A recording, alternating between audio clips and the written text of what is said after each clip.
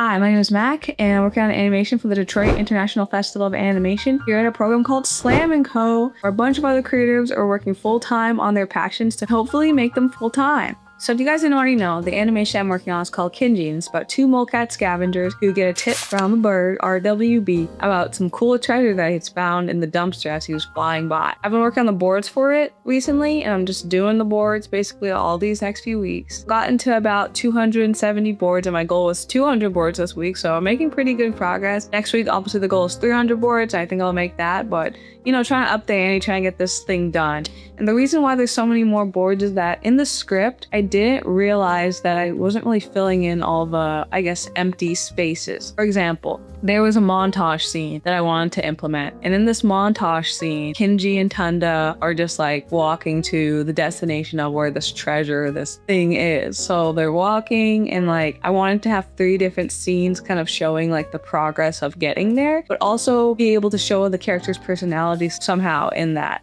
And I think it's really important when doing character development that like you can kind of first get introduced to the characters and see how, like their personality and stuff. And this is a very short film, so there's not gonna be like a huge shift in the characters, like I guess personalities or like growth in that way, but we get to see kind of like who they are. I think this is like what I wanted to do for this film, was like who these characters are, what do they stand for, what are their personalities like, trying to teach the viewer a lesson based off how these characters are acting. I really wanted to convey like the different emotions that and the different feelings that each character kind of like holds. Like Tunda is very like energetic, but he's also like really he likes being comfortable at the same time, and there's things that he likes to hold on to, very materialistic in a sense. Like he wants a lot of things, but he can't always have all the things that he wants. And then Kenji is more like responsible, but she's also like more free. Like she's like chill about things. So like, I'm chill, you know? There's a scene where they're walking through the forest and like Tunda steps in a puddle. He's really upset about it because he just doesn't like his feet being wet. And like Kenji like jumps in the puddle too because Kenji like thinks it's fun, you know? But like Tunda hates it. And then like walking through the forest, showing that progression. And there's another scene that I wanted to introduce because I love the roly-polies. I love that concept of having like a cute little character that doesn't really do much, but they're just like a part of the environment. And I think that I get that inspiration a lot from watching Studio Ghibli films. There's always the soot sprites or like the, what do they call it? Oh, the forest spirits and stuff like that. Like I like that, like, oh, that little character that's just there because that's in the environment. And I want the environment to be an important feature in the film too. So having the roly-polies there and Tunda really wanting a roly-poly, but Kenji's like, hey bro, you can't take one of these guys. And then the proof of like why you can't take the roly-poly is like, oh, he has a family and stuff like that. So I really like that scene, but I wonder if it was conveyed well because everything's kind of like a little bit fast and I don't know if it's intuitive. So if you're watching like the B-roll right now and you're seeing the clips in the storyboard, could you infer like what was happening this whole montage time? Let's go back to our past, Mac, and I'll do like a little boarding sequence of like how I thought through a sequence of storyboards or frames or whatever you call it. And so you can kind of get an idea of how my process works. Hi guys, it's the end of the sprint. It's Thursday, November 6th. I kind of wanted to go over like a board section that I did that maybe you guys can give me some feedback on if you'd like. So let me explain this part of the board. In the script, basically I didn't really say very much, so I had to kind of do a little bit of filler. So I'm gonna go to the part of the script and I'm gonna read a little bit out to you guys so you can kind of understand what I mean. Basically, Kenji and Tunda arrive at where this dumpster is, and it has like the treasure that RWB, the red-winged blackbird, was telling them about. They move over to that area, but I didn't really explain how they got up there. I said like maybe they climbed up some boxes, but I was like, okay, maybe that would be a little bit too there's a lot to animate, so instead I said they're gonna walk up basically a plank all the way up to the trash can. And I kind of just said they climbed up and they saw the dollhouse and that was it. But what I changed it to is they climb up the wood plank like cats to get on top of the can, and they approach the dollhouse and they're both in awe for a second. So I added the awe part because I'm just like, there needs to be some moment of like realization. So that's what I kind of did. So in the boards, you see them at the tree stump, they see the trash can, they head down the stump basically. And then they see the wooden board and Tunda points up to it, so they start climbing. So they both start climbing. You see like a segment of them climbing up the board. And then finally to get to like inside the trash can, like scene, area, landscape, we see their heads poke up from like board plank, the end of the plank. Okay, then I thought, how do I get them to appear near the dollhouse? And they can't just like be there. Like, I need to show like them walking over or something. So I showed them kind of like They're walking on trash. It's not very steady ground, so they're kind of like teeter-tottering over. And then finally Tunda looks up and like, whoa, I actually see it. And then there's the dollhouse. So that's kind of the scene that I've made. What do you guys think? I do think the scene where they're like teeter-tottering is a bit maybe too clean. I don't know if I added too much details to the character. Sure, there's some areas where I just like kind of forgot about some little details here and there, but just let me know if that seems a little bit too detailed. I think it flowed really well. If there's something you guys think I should add, just let me know and I'll probably adjust that to the boards. But yeah, I would say making the storyboards is pretty fun once I get into the groove of things. When it's like, oh, the start of the day and I come in and I sit down, like take all my stuff out. I make my matcha in the morning and then I'm at my desk and I start actually working. That's the hardest part to get into, like doing storyboards. And I don't know if people like have the same, feel the same way. Like once you know you have to do something, but it's like, ugh, you know, it's like, do I have to actually do it? But then once I sit down and I start doing it, I actually get into like the groove and the mood and stuff. So I'm like, oh, this is actually kind of fun. I'm like developing the story and stuff. And I think another like hard shift for me is like moving from one scene to the next scene. Because when I'm at one scene, I don't have to like draw the background. Like you don't really draw backgrounds for storyboards, but I like drawing like a rough background because I'm going to be using these boards to help me do the colors and stuff for background design and stuff like that. I'm going to do that first. So having them kind of like accurate in a sense of like what the layout's going to look like, it helps me a lot. I don't know if that's like what you do in storyboards, but just let me know in the comments too. I don't know, because I've seen some really basic storyboards where the characters don't even look like the characters and they're just like little blobs with like one indicating feature that it's the character. So I'm like, am I doing too much? So I feel like I'm doing too much with all the designs and like making sure all the characters. I don't know. Let me know in the comments.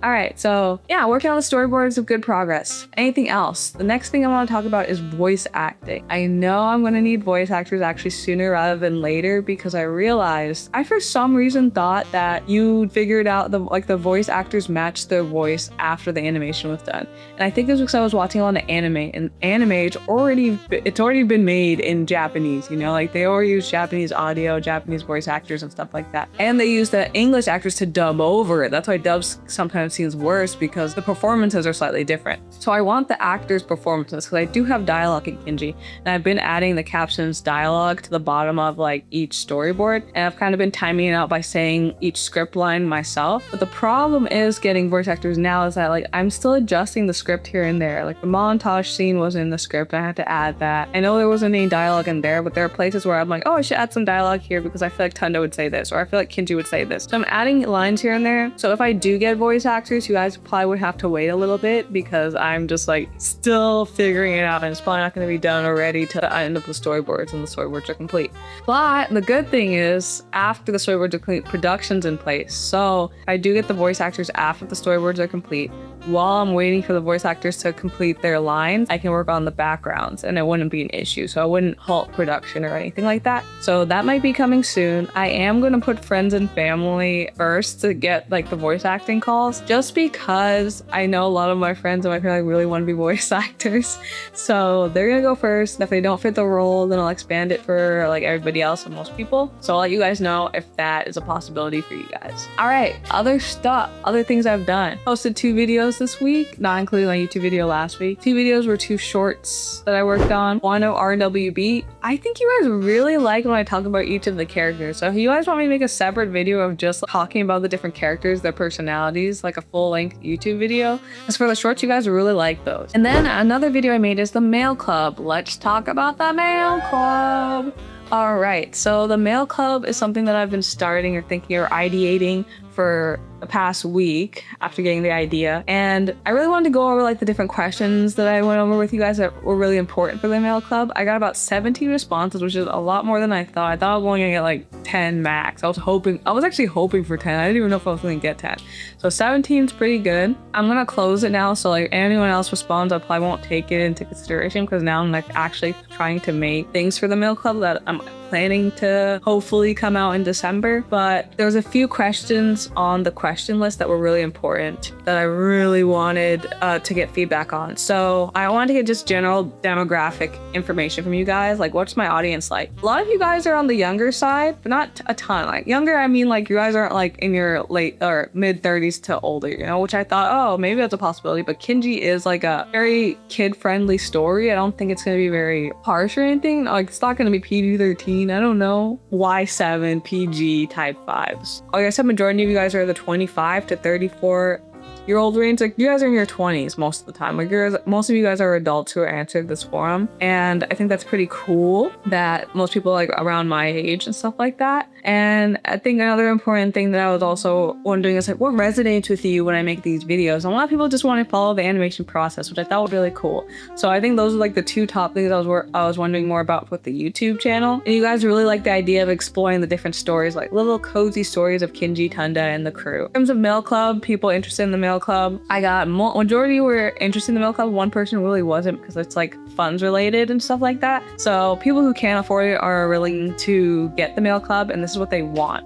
So this is what they want. What would you like to receive? I honestly wanted just to be the top 3 things, but then I made the Quizlet wrong, or the tally wrong, because like you could basically select as much as you wanted. So it was kind of hard to determine what people really wanted. The responses, it seems like the top things that people really want are slice of life stories of the characters written, and then exclusive stickers. So those are like the 2 top things, which things that I was already planning on offering. I really like the idea of adding exclusive stickers, because like I like making stickers. Stickers are like my thing. So like slice of life stories is another addition that I'll probably have to figure out what type of stories I want to tell. And then the 2 other things that were tied were 6-panel mini comic, which has the character stories from Kenji, and then a letter from me, the artist. For me, I'm kind of prioritizing this type of structure: 1 written thing and then 2 visual things. So the written thing, I was kind of like C and D were the slice of life stories, and a letter from me. I wasn't sure which one to do, and based on the feedback, it's the stories with the characters. So I'm like, okay, that's gonna be the written thing. Then in terms of like the visual things, I offered 3 options, which were the art print, the stickers, and the mini comic. And whichever 2 were the highest, I was gonna choose. So that's gonna be the exclusive stickers and the 6-panel mini comic. So I'm glad, because I really wanted to also do the comic, and I'm glad you guys like the idea, because I don't see any other mail clubs doing like comics. The whole reason why I think the mail club idea is so cool is that when I was a kid, in the early 2000s, you get the newspaper, you know, your dad's reading it, your mom's reading it, and all that stuff. And like you just scroll to the comics, so that's like the coolest part for you. So like for me, this was like, I want to do comics, and I do want to like have a newspaper vibe to it as well. So like having a character's written story and then a comic that kind of pairs with it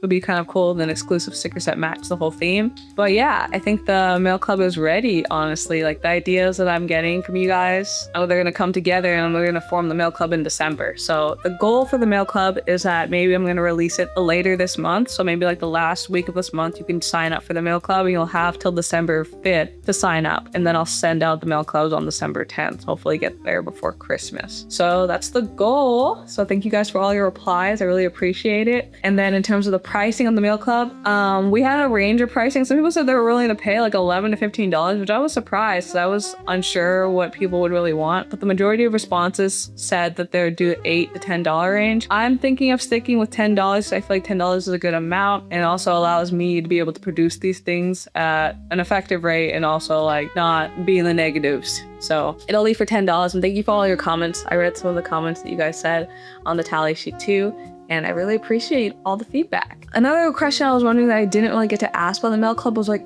are you guys in the US? Because I'm planning to only ship in the US, but if there's some international people who really want to be in the mail club, just put a comment below so I kind of get an idea of like how many people are interested that are outside the US, because I can see how much and all that stuff international stamps are, and I can kind of like adjust the pricing based off of that. All right, so the long awaited, after 2 weeks of like mentioning this, we have our collab trailer ready. Collab I've been working on with somebody at Slam is ready, so I'm gonna play the trailer here. Hope you guys enjoy.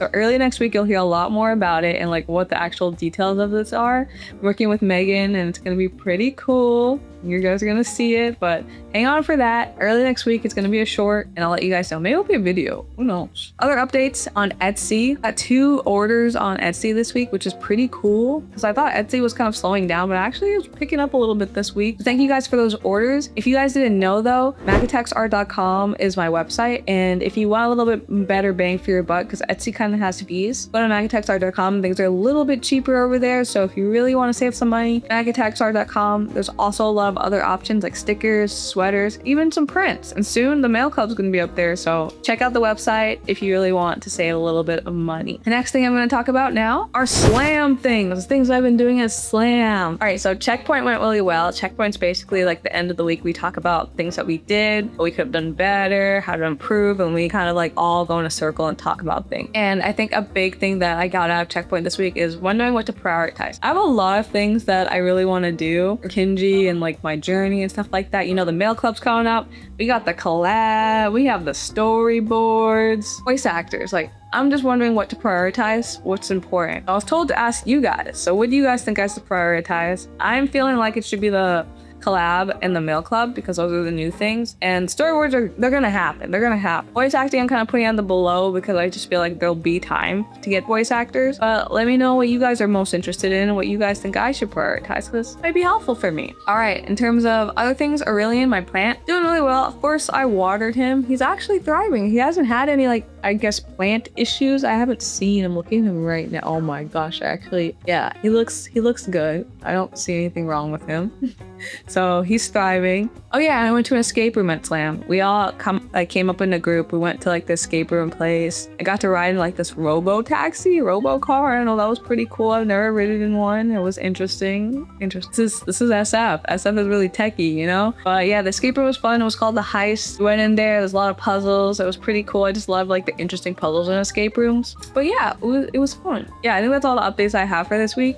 If you have any questions about Kenji, the storyboard, how to make a storyboard, I mean, maybe don't ask me those questions.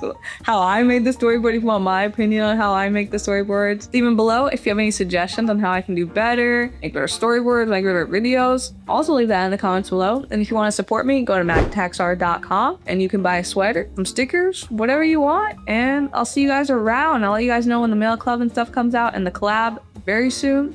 But yeah, thanks for watching. Bye.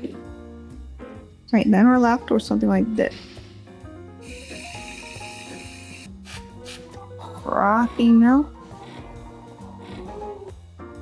Alright, you guys might see this kind of weird because I'll show you after. So first we do it from a high in a circle, right? Good. Then close up and then push it like a fire. Sound perfect though, but it looks kind of like how it should, like the texture and stuff looks right.